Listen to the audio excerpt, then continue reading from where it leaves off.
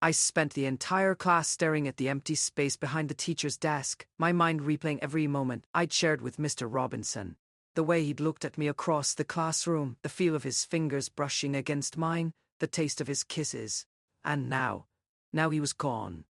When the bell finally rang, I practically fled the classroom, desperate for answers. I found myself standing outside the administrative office, my heart pounding, my hand shaking. I knew I shouldn't do it, knew I was walking into the lion's den, but I had to know. Taking a deep breath, I pushed open the door to find Mr. Harrison sitting behind his desk, looking up as I entered. His expression was unreadable, those dark eyes assessing me as I approached. "Jake," he said, his deep voice resonant in the quiet office. "What can I do for you?" "Mr. Robinson," I managed, my voice trembling slightly. "The substitute said he's taken a leave of absence." Mr. Harrison leaned back in his chair, steepling his fingers under his chin. "That's correct. Personal matters." "Is he okay?" I asked, trying to keep the desperation out of my voice. "He's fine," Mr. Harrison replied, those dark eyes never leaving mine. "Just needed some time to reassess some recent decisions."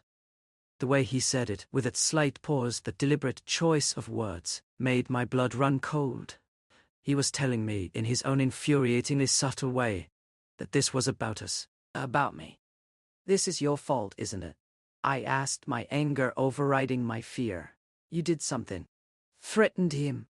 Mr. Harrison's expression didn't change, but a flicker of something, amusement, satisfaction, danced in his dark eyes. "I had a conversation with him, yes, about the importance of maintaining professional boundaries, especially when dealing with impressionable young students."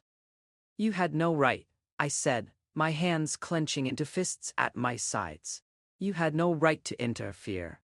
"I have every right," he countered, standing up and walking around his desk to stop in front of me. "As the principal of this school, as a man who understands the complexities of desire and its consequences, Robinson isn't over his head, Jake. He was going to ruin you both." "Or maybe," I challenged, my voice shaking with emotion, "he was the only good thing in my life, and you ruined it." Before I could respond, he reached out, his fingers gently tilting my chin up, forcing me to meet his gaze. "This isn't over between us. Not by a long shot." The warning was clear. I was trapped in this game he was playing, and there was no way out. I practically fled from his office, my heart hammering against my ribs, my mind reeling from the implications of our conversation. Mr. Robinson was gone because of me, because of us. And Mr. Harrison had orchestrated the entire thing, all so he could have me to himself. The weight of my guilt was crushing. I had hurt Mr. Robinson, damaged his career, possibly even his marriage. And for what? For a few stolen moments of intimacy? For a taste of something I could never truly have? I spent the rest of the day in a daze, moving through my classes on autopilot, my mind replaying every moment of our relationship over and over, searching for clues I might have missed, signs that this would all come crashing down around us. By the time the final bell rang, I was emotionally drained, my body heavy with exhaustion. I made my way to the gym, planning to lose myself in the familiar rhythm of dance practice, to exhaust my body until my mind finally went quiet. But as I pushed open the door to the locker room, I found Mr. Harrison leaning against the row of lockers, those dark eyes fixed on me. He wasn't wearing his usual professional attire. Just a simple black t-shirt and sweatpants that did nothing to hide the lean, muscular physique I'd only glimpsed beneath his tailored shirts. "Waiting for me?" I asked, my voice flat with exhaustion. "Someone needs to make sure you don't do anything stupid," he replied, pushing off the lockers and approaching me slowly. "Like run off to Robinson's house to beg him to take you back." I flinched at the accuracy of his accusation, my gaze dropping to the floor. He wouldn't want to see me anyway. "Smart boy," Mr. Harrison murmured, stopping in front of me, so close I could feel the warmth radiating from his body, could smell the faint scent of his cologne. "He's made his choice. Now it's your turn."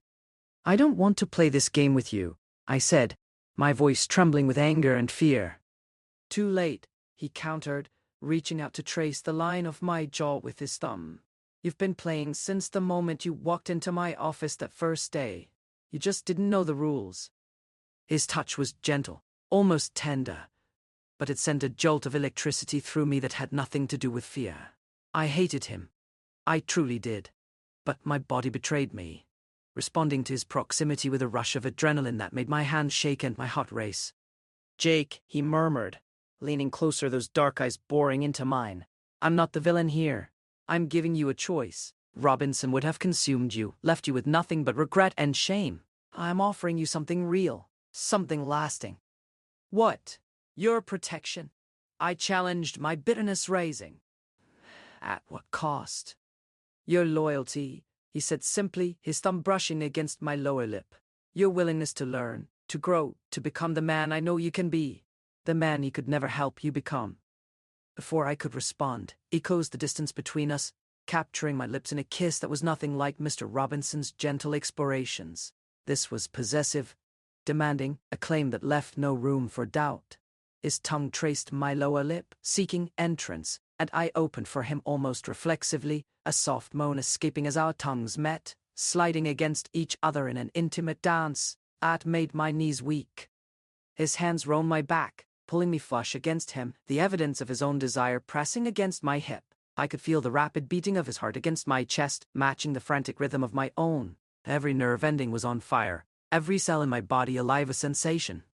I want you, Jake, he gasped against my lips, his hands sliding down to cup my rear, squeezing possessively. God, how I want you. My body responded with an urgency that shocked me, my hands fisting in the fabric of his t-shirt, pulling him closer. I was drowning in his presence, in the musky scent of exertion and something else, something distinctly him. His words were like a drug, intoxicating and dangerous. We can't, I managed to gasp out even as I urged against him. Not here. Not now. Then where? He countered, his lips trailing down my jaw to my neck, where he nipped and sucked gently, sending waves of pleasure through me. When? The questions hung in the air between us, heavy with possibility. I tilted my head to give him better access, my fingers tangling in the short, textured strands of his hair, those bleached tips rough against my skin. You have a choice, Jake, he murmured against my skin, even as his hands continued their exploration, mapping my body through my clothes. You can keep running, keep hiding, or you can let me show you what it's like to be truly wanted. I wanted to resist, to push him away and tell him to leave me alone. But my body had other ideas, responding to his touch with a hunger that I didn't understand, a need that scared me as much as it excited me. Let me go, I whispered, my words contradicted by the way my hands tightened in his hair, holding him to me. A soft chuckle rumbled in his chest. You don't want me to let you go. You want me to take you, to claim you, to make you mine. His words were like a match to gasoline, igniting a fire in me that I couldn't control. I was lost in the overwhelming rush of sensations, the feel of his lips against my skin, the taste of him in my mouth, the hardness of his body pressed against mine. Jake, he gasped, pulling back slightly to look at me, those dark eyes filled with an intensity that made my breath catch. Tell me you want this. Tell me you want me. I couldn't speak, couldn't form the words that would condemn me to this dangerous path. Instead, I answered him with a kiss, deep, desperate, full of all the pent-up frustration and longing that had been building inside me for weeks. His response was a guttural groan, his hand sliding down to my thighs, lifting me effortlessly until I was wrapped around him, my back pressed against the cool metal of the lockers. The new angle sent a jolt of electricity through me, and I gasped against his mouth, my hips bucking instinctively. That's it, Jake, he praised, his lips trailing down my neck, nipping and sucking at the sensitive skin. Let go. Let me have you. My head fell back against the lockers with a soft thud, my eyes fluttering closed as waves of pleasure washed over me. I was drowning in him, in the musky scent of his cologne, the warmth of his skin, the possessive strength of his hands on my body. We should stop, I managed to gasp out, even as my hands roamed the broad expanse of his back, feeling the flex of muscles beneath my fingers. Stop what? He asked, his lips returning to mine, capturing them in another deep, demanding kiss. This, or thinking about him? His words were a splash of cold water, forcing me to confront the truth of my actions. I was here in Mr. Harrison's arms, responding to his touch with a desperation that betrayed the memory of Mr. Robinson. Guilt washed over me, sharp and suffocating. I can't. I whispered, pushing against his chest, trying to put some distance between us. This is wrong. All of it. Mr. Harrison's grip tightened for a moment before he released me, setting me gently back on my feet. His expression was unreadable, those dark eyes assessing me with an unnerving intensity. Wrong? He asked, reaching out to trace the line of my jaw with his thumb. Because he's your teacher? Or because you're enjoying this more than you enjoyed your time with him? The question hit its mark, and I flinched, my gaze dropping to the floor. Because it's all a game to you. A conquest. You don't actually care about me. A flicker of something. Hurt? Surprise?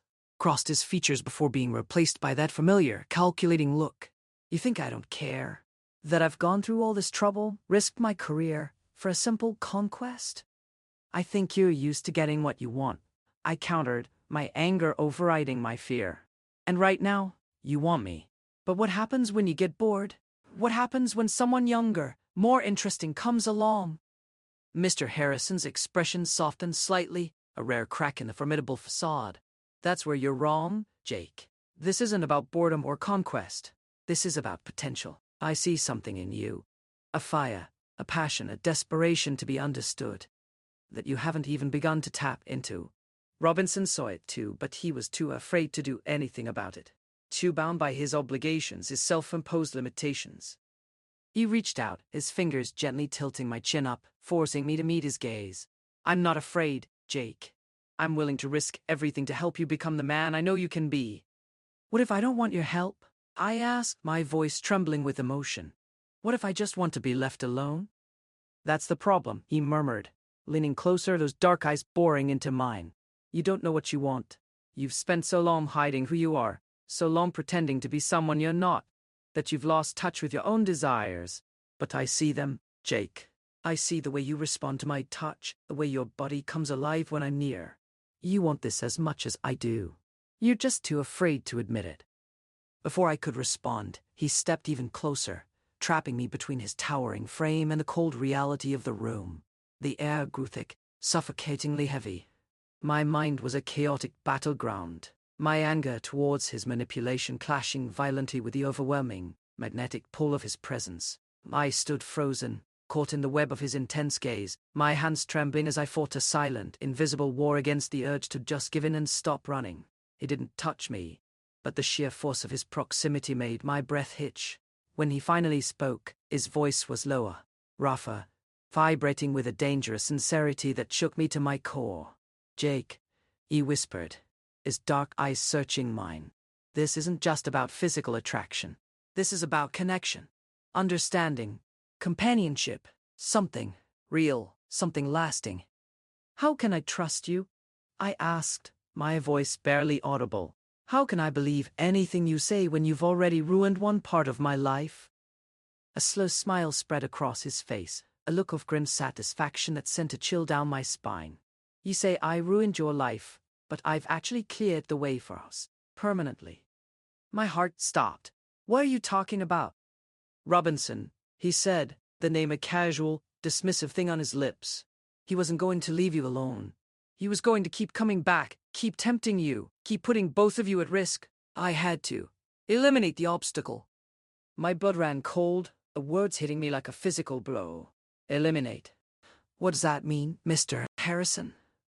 His expression didn't change, but a darkness descended over his features, a coldness that made my skin crawl.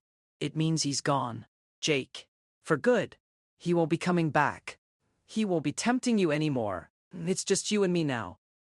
The world tilted, the edges of my vision blurring as the implication of his words crashed down on me. You didn't. I did what needed to be done, he said, reaching out to cup my cheek, thumb stroking my skin in a gesture that was meant to be comforting but was anything but for us, for our future. Tears of horror and denial pricked at my eyes. No, you're lying. He's not. He's not dead. A ghost of a smile played on Mr. Harrison's lips. Oh, but he is, Jake. And I buried him where no one will ever find him. My legs gave out, and I would have fallen if not for the lockers behind me, their cold metal the only thing keeping me upright. I was shaking uncontrollably, my breath coming in ragged, painful gasps. This couldn't be happening. This couldn't be real. Why? I finally managed to ask, my voice a trembling whisper. Why would you do something so monstrous? Because I love you, he said simply, the words landing with the force of a physical blow. Because I couldn't bear to see you with him. Because I knew that as long as he was in the picture, you would never truly be mine. He reached out, his fingers gently tilting my chin up, forcing me to meet his gaze. I did this for us, Jake, so we could be together, without obstacles, without interruptions, so you could finally be free. I wanted to scream, to run, to lash out at him, to do anything to escape this nightmare. But I was paralyzed, by fear, by shock, by the overwhelming weight of his confession. I was trapped in this horror movie, and the monster was the one person who claimed to love me. You're insane, I choked out, tears streaming down my face. You're completely insane. Am I? He asked, a genuine question in those dark eyes. Or am I just willing to do whatever it takes to get what I want, to protect what's mine? He reached into the pocket of his sweatpants, pulling out a set of keys and holding them out to me. Come with me, Jake. Let me show you. I didn't want to go. Every instinct screamed at me to run, to get as far away from this man as possible. But I was caught in his gravitational pull, unable to break free from the orbit of his dangerous affection. The drive to the location was suffocating. I sat in the passenger seat of Mr. Harrison's expensive sedan, my hands clenched in my lap, my gaze fixed on the passing landscape. He drove with a calm confidence that was terrifying, one hand on the wheel, the other resting on the center console, close enough to touch but not actually making contact. When he finally turned off the main highway onto a dirt road, my heart leaped into my throat. The road was narrow and winding, cutting through a dense forest that seemed to swallow the light. Branches scraped against the sides of the car, creating an eerie soundtrack to my descent into madness. He parked the car in a small clearing, killing the engine. The sudden silence was deafening, broken only by the rustling of leaves and the distant call of a bird. We're here, he said, unbuckling his seatbelt and opening his door. Come on. I followed him numbly, my legs moving as if of their own accord. He led me deeper into the woods, away from the car, the path growing more and more treacherous. Twigs snapped under our feet, roots threatened to trip us, but Mr. Harrison moved with an easy confidence, as if he'd walked this path 100 times. Finally, he stopped in a small clearing, the canopy of trees above creating a dappled pattern of light and shadow on the forest floor. Here, he said, pointing to a spot of freshly turned earth. This is where I buried him. The world tilted, the edges of my vision blurring as the reality of the situation crashed down on me. Mr. Robinson, the man I had loved, the man whose gentle kisses had awakened something in me I never knew existed, was buried here, in this cold, lonely place in the middle of nowhere. Tears streamed down my face, silent and hot. I felt a scream building in my chest, a primal cry of horror and grief, but it was trapped, unable to escape. Mr. Harrison watched me, those dark eyes filled with an unnerving intensity, a strange mixture of pity and satisfaction.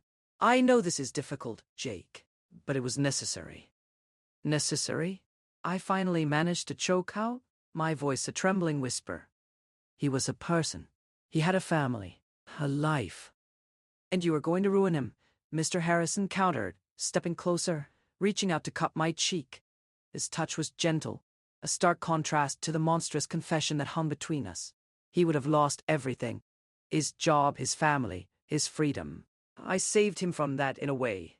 And I saved you from the guilt of being the cause of his destruction. His words were a twisted justification, a perversion of logic that made my head spin. There was no arguing with him, no reasoning with this madness. I was trapped in his reality, bound by his love and his crime. You're a monster, I whispered, the words barely audible. Perhaps he conceded, his thumb stroking my cheek. But I'm your monster, Jake, and I would do anything to protect you, to keep you safe, to ensure you have the future you deserve. I looked from the freshly turned earth to the man standing before me. Older, powerful, terrifyingly devoted. In that moment, I understood the true depth of my entrapment. I was a butterfly pinned to a board, admired, cherished, but utterly powerless. What do you want from me? I asked, my voice hollow, devoid of emotion. Everything, he replied simply, those dark eyes burning with an intensity that scorched me.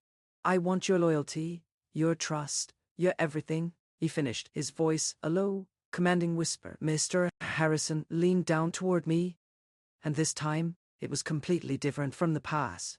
There was no sweetness, no gentle discovery.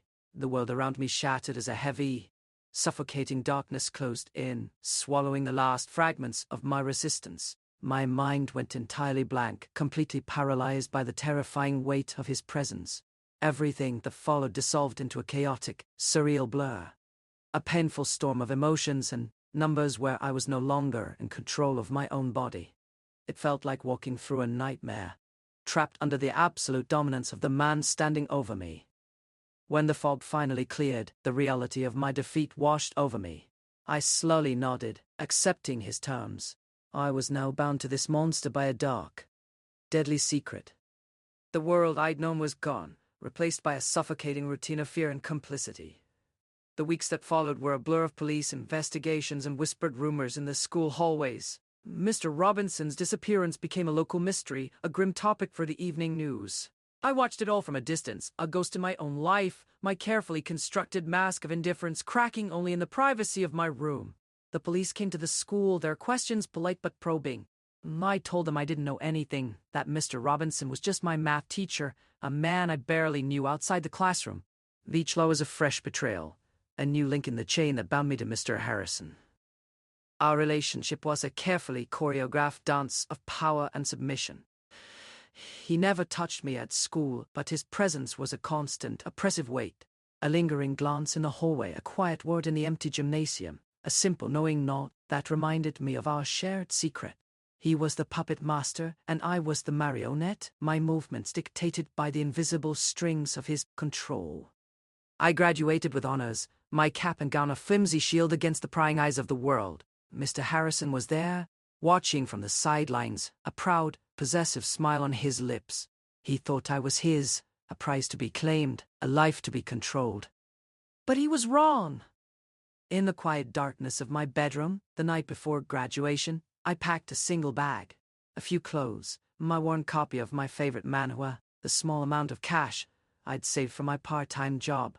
I left behind everything else, my trophies, my pictures, the fragments of a life I no longer recognized. As the sun rose on the day of my freedom, I slipped out of the house before anyone else was awake. I left a note on the kitchen table, a simple, vague explanation that wouldn't raise any alarms. Then I walked to the bus station, the early morning air crisp and clean against my skin, the weight on my chest feeling just a little bit lighter. The bus ride was a blur of passing landscapes and silent reflection. With every mile, I felt a piece of the old Jake falling away, shed like a snake's skin. When I finally arrived in the city, I was someone new. A stranger with no past, no connections, no secrets to keep. I found a small apartment above a bustling market, the noise and chaos a welcome distraction from the silence in my own head. I got a job at a local bookstore, the quiet solitude of the shelves, the comfort to my frayed nerves. I went to dance classes, the physical exertion a way to burn away the lingering memories of Mr. Harrison's touch. But even in this new life, the past was a constant, unwelcome companion. And the quiet moments, when the city was asleep and I was alone with my thoughts, I would see Mr. Robinson's face, hear his laughter, feel the ghost of his kisses. And I would see Mr. Harrison's dark, possessive eyes, hear his twisted justifications, feel the suffocating weight of his love. I tried to forget, to bury the memories as deep as Mr. Robinson was buried in that lonely clearing. But some things can't be forgotten. Some wounds never truly heal. Years passed. I grew older, wiser, but the scars remained. A constant reminder of the darkness I had survived. I learned to live with the ghosts, to find a fragile peace in the spaces between them. One evening, as I was closing up the bookstore, a customer lingered by the door, his face illuminated by the streetlights outside. There was something familiar about him, a haunting echo of a life I thought I'd left behind. "You look like you've seen a ghost," he said, a wry smile on his lips. "I have," I replied, my voice steady, my gaze unwavering. "I've seen several." As he walked out into the night, I realized that the ghosts weren't just in my head anymore. They were walking among us, a constant reminder of the darkness that lurked beneath the surface of everyday life. But I was no longer afraid. I had faced the monster and survived.